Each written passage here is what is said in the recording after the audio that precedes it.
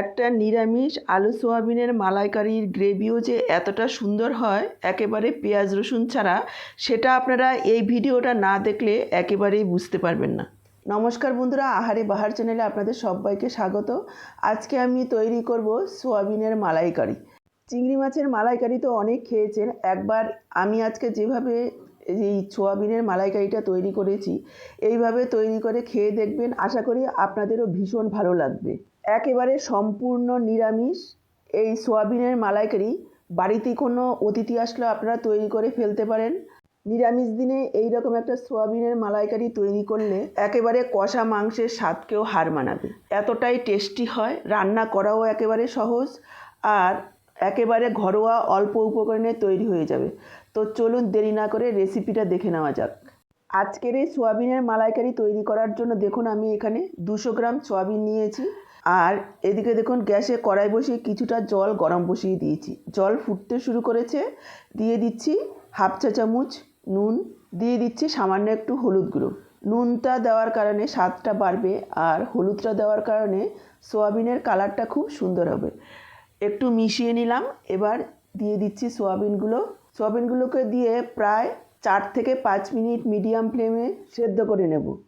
মিশিয়ে নিয়ে একটু ঢেকে দিলাম। দেখুন ঢাকা দিয়ে প্রায় 5-6 মিনিট আমি সেদ্ধ করে নিয়েছি। তারপর গ্যাসটাকে অফ করে দিয়েছি। এবার সোয়াবিনগুলোকে তুলে নেব। বন্ধুরা, এই সোয়াবিনের মালাইকারিটা খেতে অসাধারণ হয়। অবশ্যই পুরো ভিডিওটা দেখার অনুরোধ রইল। আর পুরো ভিডিওটা দেখে যদি ভালো লাগে তাহলে কমেন্ট বক্সে জানাতে ভুলবেন না যে আপনাদের কেমন লাগলো।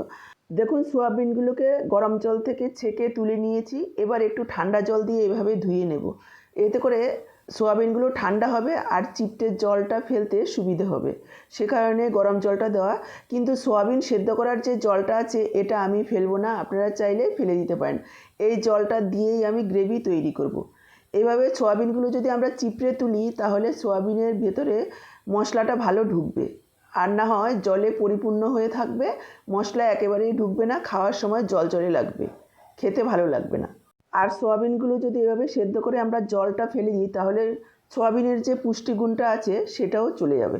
দেখুন আমি একটা বাটিতে সোয়াবিনগুলোকে চিপড়ে তুলে নিয়েছি। এবার একটু ম্যারিনেট করে নেব। দিয়ে দিচ্ছি 1 চা চামচ বেসন, দিয়ে দিচ্ছি একটু হলুদ গুঁড়ো, দিয়ে দিচ্ছি একটু লাল লঙ্কার গুঁড়ো, দিয়ে দিচ্ছি হাফ চা চামচ ধনে গুঁড়ো, হাফ চা চামচ জিরের গুঁড়ো, দিয়ে দিচ্ছি হাফ চা চামচ আদা বাটা।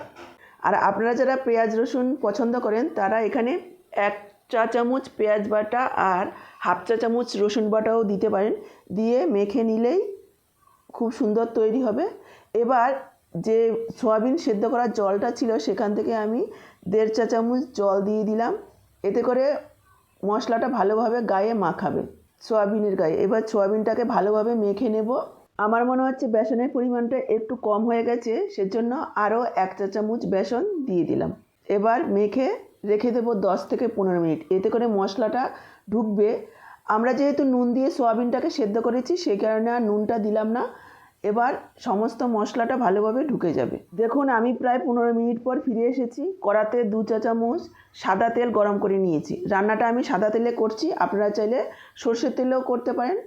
এবার দিয়ে দিচ্ছি ম্যারিনেট করা সোয়াবিনগুলোকে ভেজে নেব। গ্যাসের ফ্লেমটাকে মিডিয়ামে রেখে প্রায় 3-4 মিনিট সময় নিয়ে সোয়াবিনগুলোকে একেবারে লালচে করে ভেজে নেব। সোয়াবিনগুলো এভাবে ভেজে নিলে স্বাদটা অনেকটাই বেড়ে যাবে, খেতে ভালো লাগবে।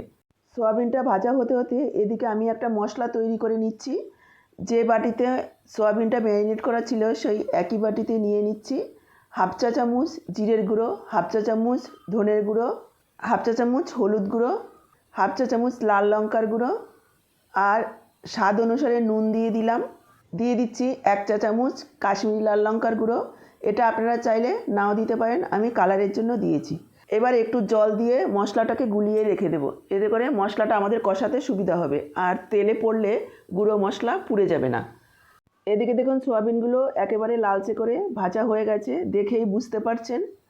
এবার সোয়াবিনগুলো তুলে নেব।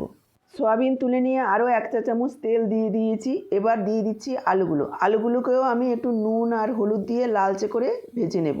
এভাবে আলুগুলো ভেজে নিলে খেতে ভালো লাগবে। আলুগুলো দিয়ে দিলাম পরিমাণ মতো নুন, দিয়ে দিচ্ছি একটু হলুদ গুঁড়ো, নাড়াচাড়া করে মিশিয়ে নিয়ে ঢেকে দেবো, ঢেকে ঢেকে ভাজবো, এতে করে আলুগুলো সেদ্ধ হয়ে আসবে। এভাবে ভাজার সময় ঢেকে ঢেকে যদি আলুগুলো ভেজে নেওয়া যায়, এতে করে আলুর স্বাদ অনেকটাই বেড়ে যায়। দেখুন প্রায় 3-4 মিনিট সময় নিয়ে আলুগুলোকে লালচে করে ভেজে নিয়েছি। এবার আলুগুলোও তুলে নিচ্ছি। আলু তুলে নিয়ে ওই তেলেই দিয়ে দিচ্ছি 1/2 চা চামচ গোটা জিরে, 2-3টে এলাচ, 1 টুকরো দারচিনি, 2-3টে লং, একটা তেজপাতা। কয়েক সেকেন্ডের জন্য একটু ভেজে নিলাম। এবার দিয়ে দিচ্ছি যে মশলাটা আমি আগেই গুলিয়ে রেখেছি সেটা। মশলাটাকে প্রায় 2 থেকে 3 মিনিট একটু কষিয়ে নেব। সাথেই যোগ করে দিলাম 1/2 চা চামচ আদা বাটা। দেখুন প্রায় 2 মিনিট মতো মশলাটাকে কষিয়ে নিয়েছি। এবার যোগ করে দিচ্ছি একটা টমেটোর পেস্ট। আপনারা যদি বেশি টক পছন্দ করেন তাহলে দুটোও দিতে পারেন, এখানে আমি একটা দিয়েছি। এবার টমেটোটাকেও মশলার সাথে কষিয়ে নেব আরও 2-3 মিনিট, যাতে টমেটোর কাঁচা গন্ধ একেবারেই না থাকে। মশলা যদি কাঁচা থাকে তাহলে কিন্তু খেতে ভালো লাগবে না। মশলা মনোযোগ সহকারে কষিয়ে নিতে হবে। এবার আরও 2-3 মিনিট কষিয়ে নিয়ে দিয়ে দিচ্ছি নারকেল।